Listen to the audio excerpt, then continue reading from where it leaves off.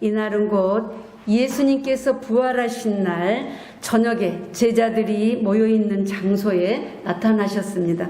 본문을 우리가 그대로 보면은 예수님께서 오셔서 너희들에게 평강이 있을지어다 하고 마음의 평화를 축복하시고는 아버지께서 나를 보내신 것 같이 나도 너희를 보낸다 하고 사명을 주십니다. 이 사명을 주신 후에 그들을 향하여서 숨을 하고 내뿜으셨습니다. 그리고는 성령을 받으라고 말씀하십니다.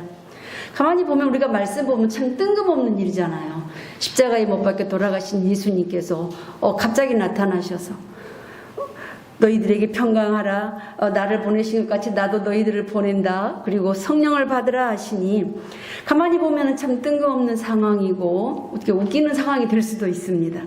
그런데 주님의 빈무덤을 처음 목격한 막달라 마리아의 증언도 믿지 못하고 아직 부활의 주님을 체험하지 못한 그래서 그러한 제자들이 여전히 절망과 시리에 빠져서 유대인들이 두려워서 어느 골방에 모여서 문까지 걸어 잠그고 떨면서 우리는 이제 어떻게 살아가야 될 것인가 하고 향후 대책을 의논하면서 근심스럽게 모여있는 모습을 우리가 한번 생각해 보세요. 그런데 그곳에 부활하신 주님이 찾아오셨습니다. 신령한 부활의 몸을 가지신 예수님께서는 시공간을 초월하셔서 아무 제약도 받지 않고 닫힌 문을 통과하여서 방 안에 들어오셔서 제자들 가운데 서셨던 거예요. 제자들이 얼마나 놀랐겠어요. 여러분 한번 생각해 보세요. 우리가 조용히 방 안에서 어떻게 막 떨면서 어떤 조금 무서운 이야기를 하고 있는데 갑자기 뭐가 부시럭해도 엄마야 하고 깜짝 놀라잖아요. 지금 제자들이 유대인들이 예수님을 십자가에 못 박혀서 돌아가시게 하셨고 자기들도 잡혀갈까봐 무서워서 떨고 있는 이러한 상황에 흰옷 입은 예수님, 우리나라의 흰옷이다 그러면 상상되는 게 있잖아요. 그 흰옷 입은 예수님이 소리도 없이 방 가운데 서셔서 나타나셨으니 얼마나 이거 기절초풍한 일이잖아요. 저 같은 약간 심장을 가졌다면은 아마 엄마야 아버지야 하나님 찾고 기절했을 것 같아요. 이러한 상황에서 심히 놀라고 당황한 제자들에게 예수님께서 손과 옆구리를 못자국을 보여주시면서 너희에게 평강이 있을지어다 하고 평안을 샬롬을 베풀어 주셨습니다.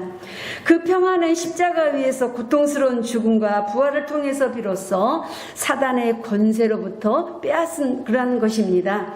이 평안은 세상이 줄 수도 없고 요한복음 14장 27절에 보면 오직 부활하신 우리 주님만이 주실 수 있는 평안인 것입니다. 그러면서 숨을 내쉽니다. 이 같은 행위는 성령에 대한 상징적인 동작인 거예요. 예수님께서 숨을 내뿜으신 이러한 동작은 우리가 상징적인 걸로 보시면 되겠습니다. 그래서 성령은 헬라어로 푸뉴마라고 합니다. 바람, 공기, 숨을 뜻하는 그러한 것입니다.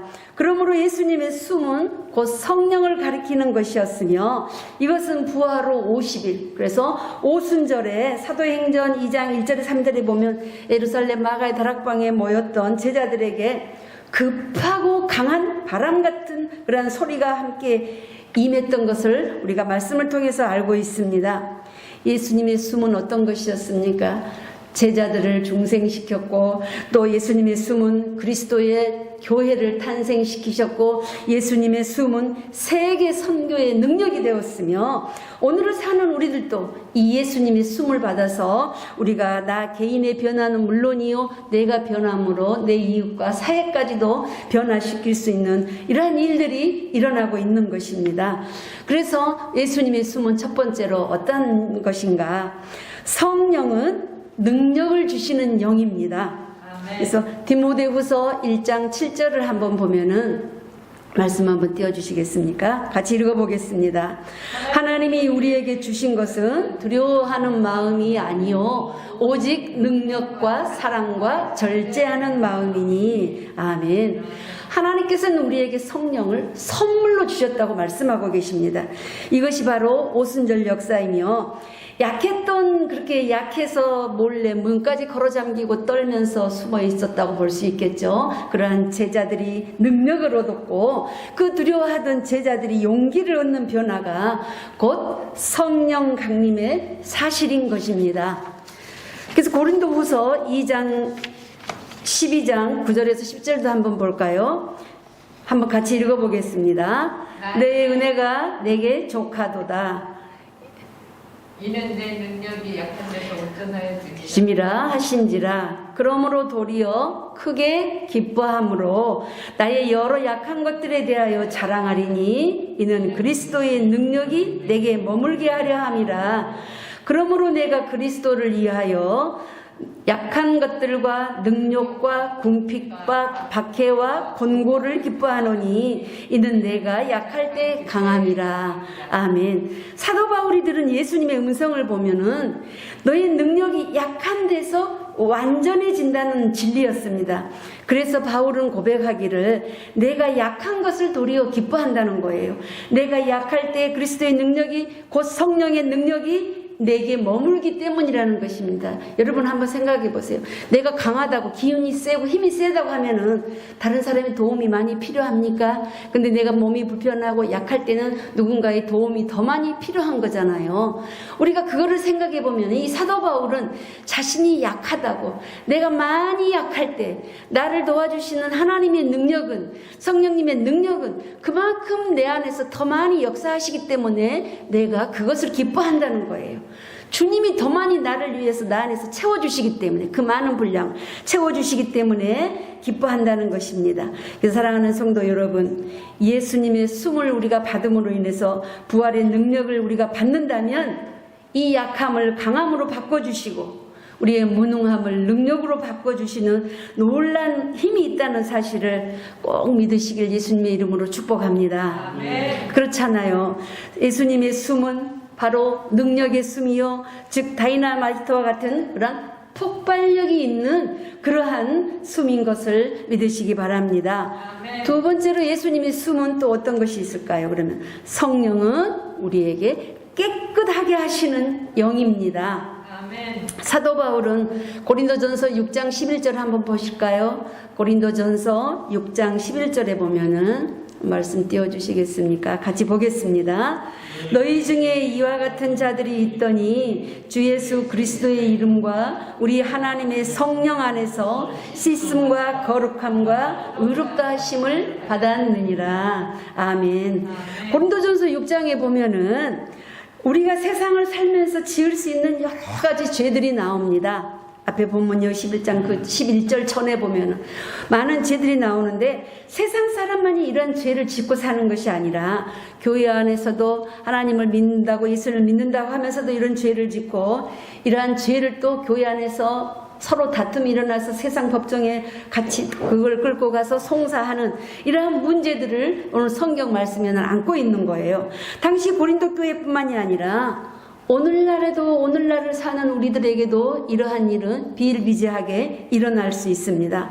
사도 바울은 하나님의 말씀을 따라 사는 성도가 오히려 믿지 아니하는 자들과 타락한 천사들을 우리가 심판해야 될 것인데, 성도 사이에 분쟁을 일으켜서 세상 법정에 끌고 가서 교회 망신, 하나님 망신, 우리 주님 망신 시키지 말라는 거 아니겠습니까? 예전에 어떤 목사님 그래요. 너 혼자 망신당하지 우리 주님 망신, 갑오시기 망신 시키지 말라는 거예요. 이런 언어는 잘 안 쓰지만 예전에 그런 말씀들을 많이 하셨습니다. 그래서 예수님께서 이런 말씀을 하시는 것은 세상 법정에 끌고 가서 예수 믿는 사람들이 교회 안에서 저러더라 하는 소리를 듣지 말라는 거예요. 그러니까 여러분 스스로의 망신, 교회 망신, 우리 주님 망신 시키지 말라는 것 아니겠습니까? 분명히. 그래서 그러므로 믿음의 성도라면 예수님의 숨, 즉 모든 더러운 것을 깨끗게 하시는 성령을 받은 자들이라면 자기 죄를 씻고 거룩한 삶을 살고 의롭게 살아서 세상 사람들이 보고, 우리의 신앙생활하는 우리의 믿음생활을 보고 그들이 예수님을 알게 하여서 우리의 모습을 보고 저들이 예수님을 믿게 하는 것, 이것이 바로 우리가 주님 앞에 해야 할 우리의 모습들 아니겠습니까? 세례 요한도 예수님을 증거할 때 마태복음 3장 11절에도 나와 있습니다. 한번 볼까요? 마태복음 3장 11절에 보면은 한번 같이 읽어보시겠습니다. 나는 너희로 회개케 하기 위하여 물로 세례를 베풀거니와 내 뒤에 오시는 이는 나보다 능력이 많으시니 나는 그의 신을 들기도 감당하지 못하겠노라. 그는 성령과 불로 너희에게 세례를 베푸실 것이요. 아멘. 곧 불로 상징되는 성령은 뭐 합니까? 불이 태우는 역할을 하잖아요. 불이 태우는 역할을 하듯이 우리의 허물과 우리의 죄를 태워서 깨끗하게 하신다는 거예요. 우리가 타작마당의 마지막 시대에 하나님께서 알곡과 쭉정이를 주님께서 걸러내셔서 쭉정이는 태워버린다고 하셨어요. 그러듯이 태워지면 아무것도 없는 거잖아요. 다 사라지고 없는 거잖아. 그래서 여기서 불로 성령을 우리에게 베풀어 주신다는 거예요. 그래서 성령과 불로 너희에게 세례를 베푸시. 그래서 목사님이 한동안 불세례 받아야 된다고 불 받아라 하는 그러한 부흥 집회도 많이 옛날에 했었어요.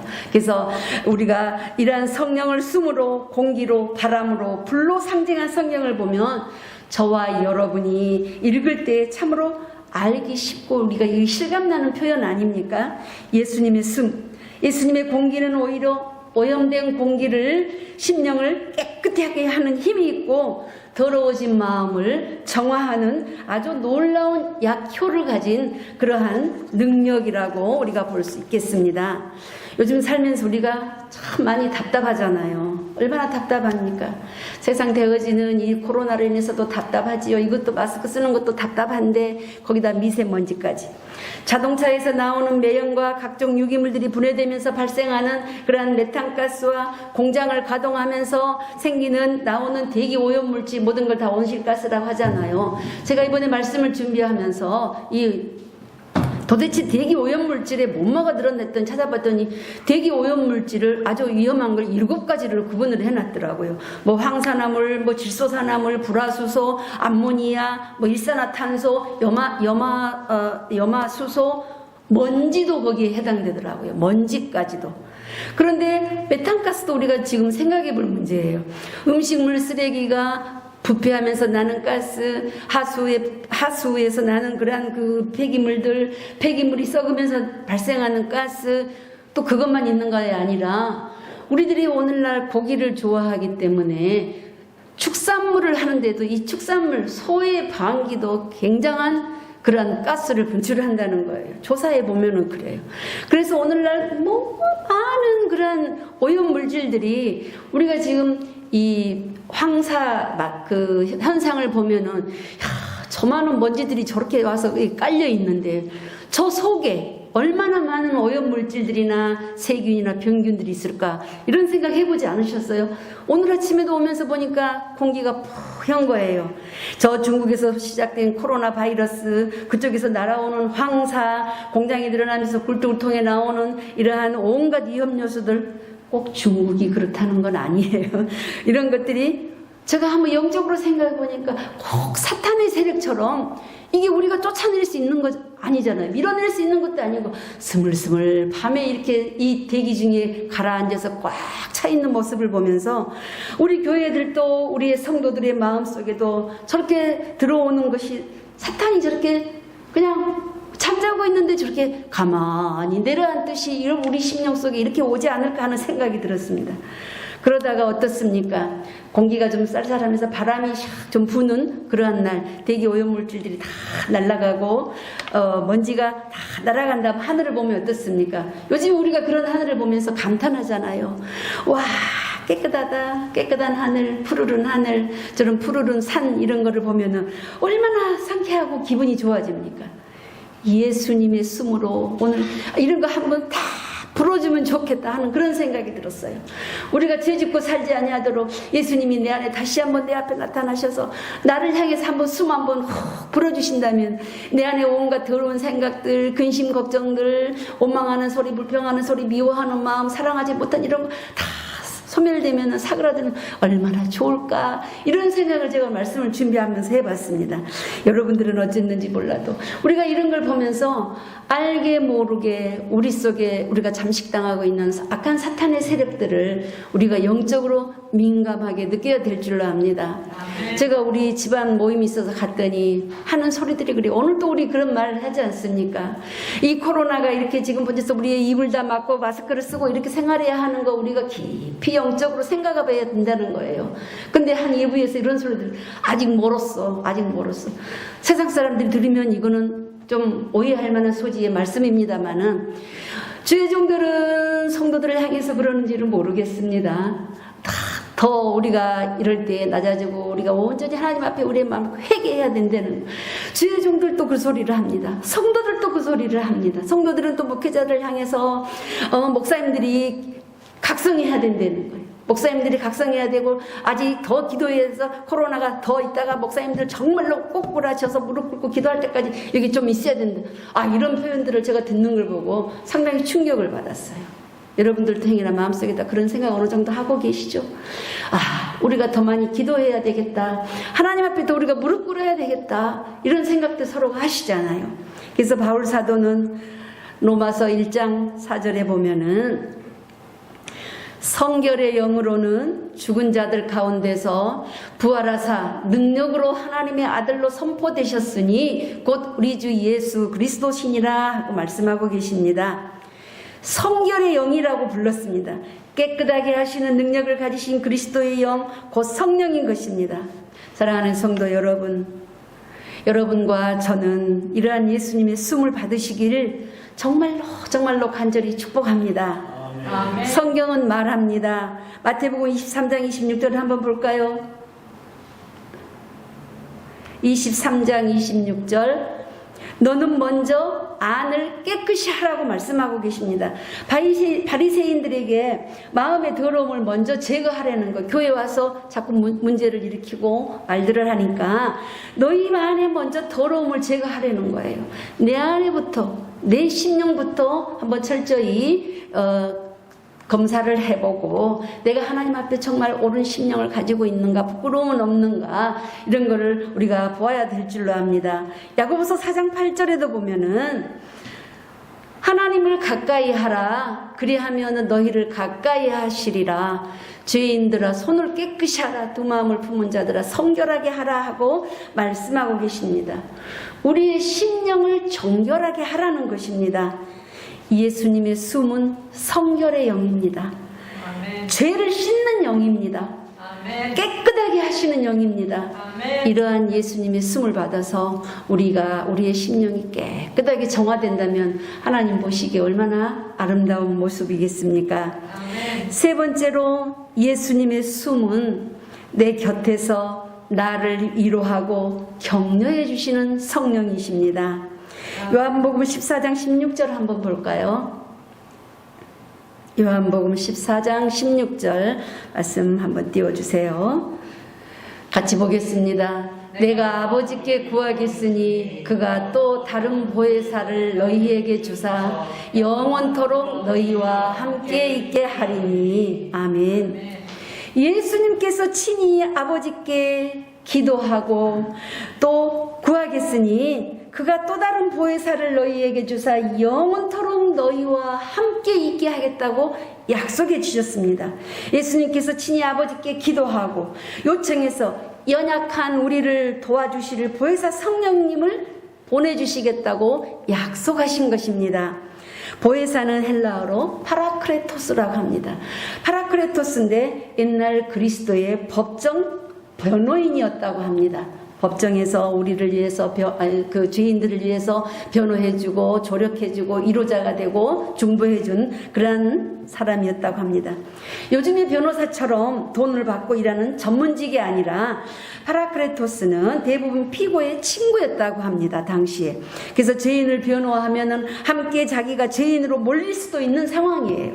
그래서 파라크레토스는 자기의 희생을 각오하고 친구의 무죄를 위하여 줄곧 곁에서 앉아서 힘이 되어주고 그리고 위로가 되어주고 또 격려해주고 변호해주는, 그래서 친구 중에 친구라는 것입니다.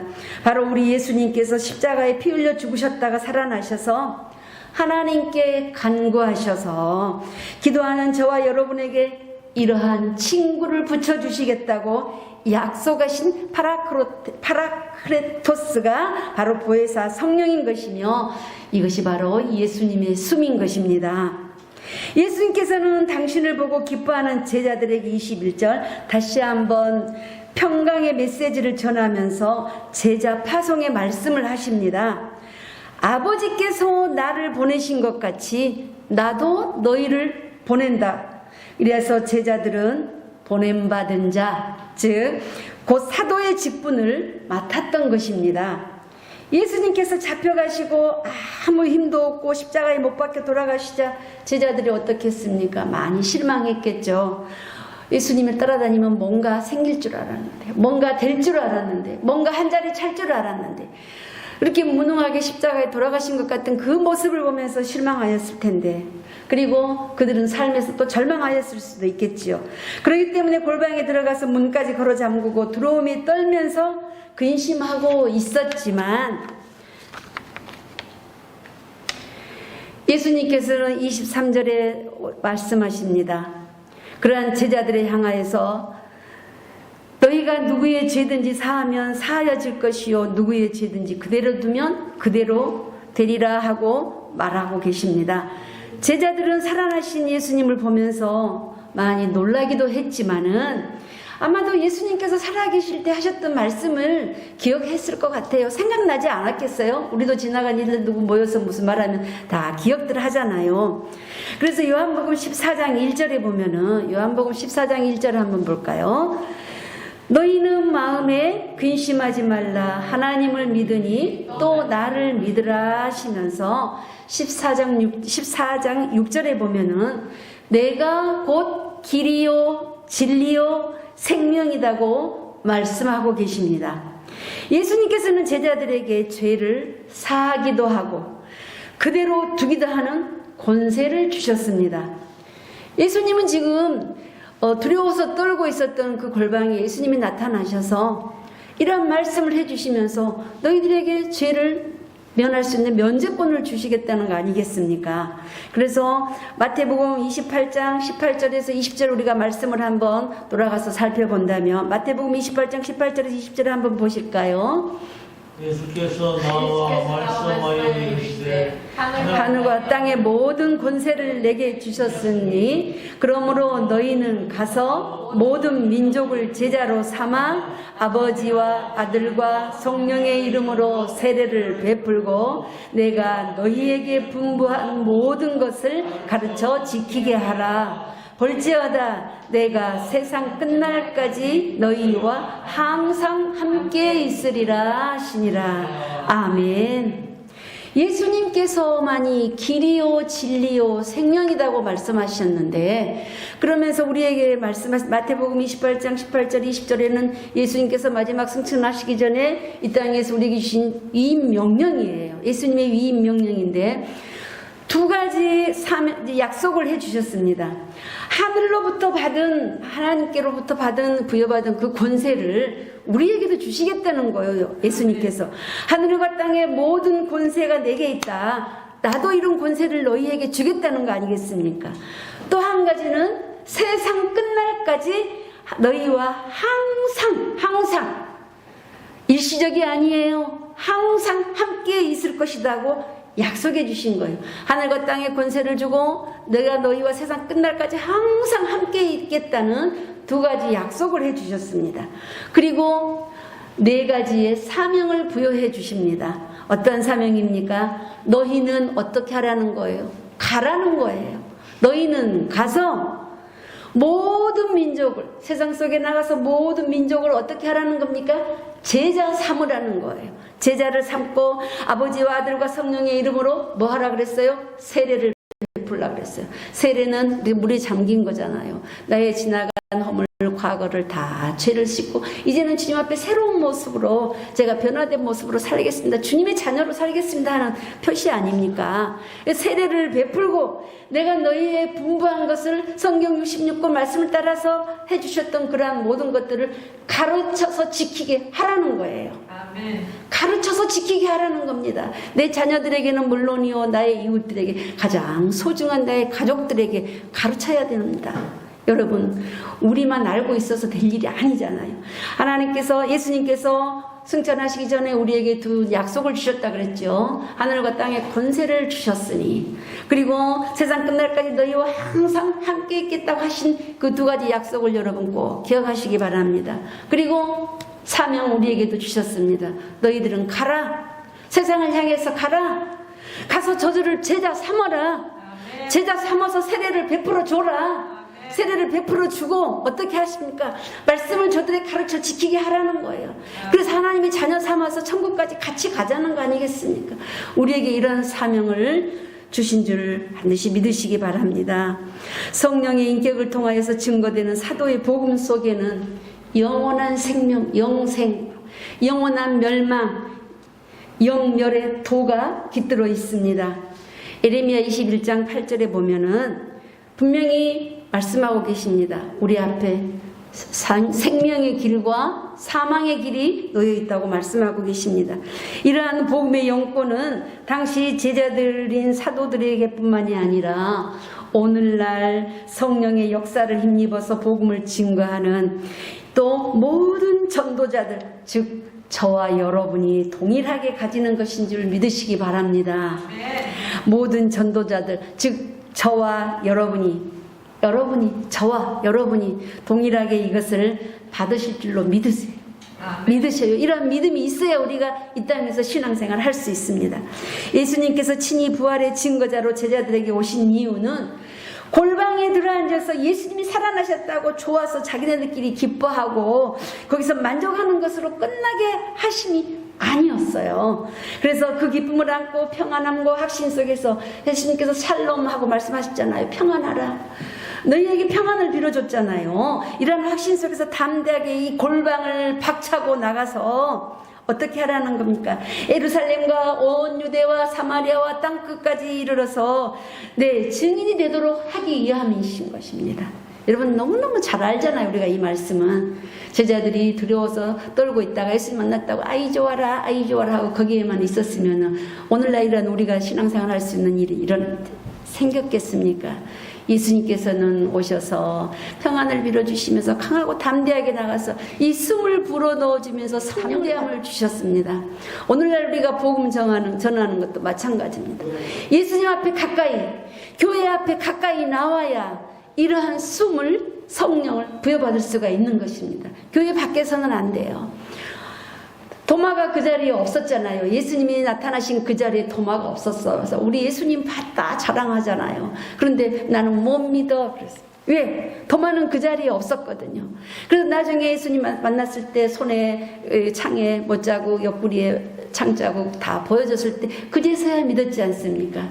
그래서 우리가 믿음 생활하는 데는 항상 말씀과 가까이 하면서 교회 안에 나와서 더 열심히 적극적으로 내가 노력할 때에 우리에게 이러한 역사도 더 강하게 나타난 줄로 믿습니다. 아멘. 오순절 다락방에 모여서 기도에 힘쓸 때 바람 같고 불의 혀 같은 성령을 체험한 자들이 왜 그토록 용감해지고 자신감이 생기고 쌩쌩해지고 의욕이 넘쳤을까요? 생각해 보세요. 왜 그랬을까? 예수님을 보았기 때문이 아니겠습니까? 부활하신 주님을 직접 체험한 것보다 더 확실하고 변치 아니하는 사실이 어디 있겠습니까? 그렇잖아요. 지금 우리는 부활하신 주님을 직접 대면할 수는 없습니다. 그렇지만 예수님께서 우리에게 주신 성경 말씀이 있습니다. 아까도 말씀드린 것처럼 내가 세상 끝날까지 항상 너희와 함께 있을 것이다. 너희가 이 땅에 살아가는데 힘들고 어려울 때 너희를 옆에서 지켜주시고 위로해 주시고 격려해 주시고 힘이 되어 주실 누구? 보혜사 성령님을 보내주신다고 약속해서 이미 오셨잖아요. 우리 마음속에 이미 모시고 살잖아요.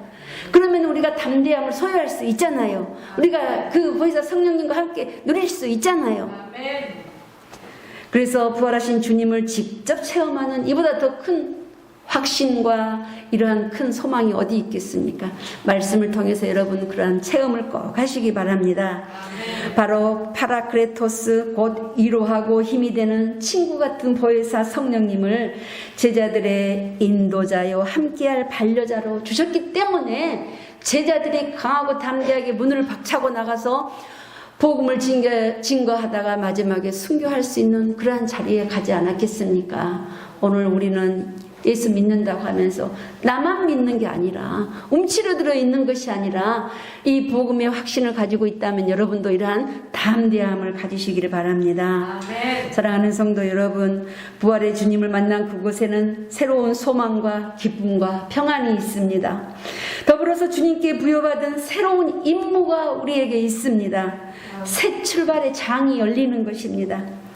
슬픔으로 울고 있던 마리아 생각나잖아요. 마리아가 예수님의 무덤에 가서 예수님이 없어졌다고 슬피 울고 있었어요. 그 예수님 나중에 나타나지 않으셨으면 마리아는 지금까지도 울고 있을지 모르겠어요. 우리도 그러한 슬픈 자가 될 것 아니겠어요. 슬픔으로 울던 자는 울음을 그치고 낙담한 자들은 위로와 소망을 얻으며 두려움으로 숨었던 자들은 큰 용기를 얻고 문을 박차고 나가서 능력 있는 복음의 증인이 되었던 것입니다. 여러분은 지금 어떤 상황에 처해 있습니까? 예수님께서 승천하시면서 최후로 남기신 약속의 말씀 우리가 기억하십시다. 계속 제가 강조합니다. 볼지어다 내가 세상 끝날까지 너희와 항상 함께 있으리라 하시니라. 아멘. 오 아멘. 오 주여 오시옵소서. 마라나타 크레파라토스 파라크레토스요. 그잖아요. 마라나타 오 주여 아멘. 오 주여 오시옵소서. 마라나타 파라크레토스요. 예수님의 숨이요 내 안에도 좀 채워주시옵소서. 내 안에도 예수님의 숨으로 좀 가득 채워주시옵소서. 나의 모든 더러운 거 욕심 제약된 것들 다 좀 소멸시켜 주시옵소서. 항상 내 안에 함께서 나의 힘이 되시고 나의 소망이 되시고 나의 위로자가 되시고 나의 격려자가 되시고 내가 세상 살아갈 때 힘들고 어려울 때 나의 소망이신 주님만을 붙잡고 제가 나아가겠습니다 하는 고백을 할 때 그 주님께서 우리를 가엾이 불쌍히 여기지 않으시겠습니까? 아멘. 이러한 모습들이 오늘 저와 여러분들도 성령 하나님과의 은밀한 기도로서의 교제와 성령 말씀을 통해서 매일매일 부활의 주님을 만나고 계실 줄 믿습니다. 저는 그렇게 믿습니다. 어려움과 문제를 안고 사는 우리의 삶 속에서 우리가 살아갈 수 있도록 능력을 주시고 날마다 씻음과 와이셔츠, 장로님 와이셔츠 한 번 입었다고 안 바른 거 아니잖아요. 한 번 입으면 빨잖아요. 그런 것처럼 우리의 심령도 주님 말씀 안에서 기도하면서 말씀 보면서 자꾸 깨끗이 씻어서 날마다 이런 씻음과 그리고 깨끗한 영으로 변화되려고 노력하는 우리들에게 위로하시고 격려해 주시는 성령님의 도우심으로 날마다 승리의 삶을 사시기를 예수님의 이름으로 축원합니다. 아멘. 기도하겠습니다.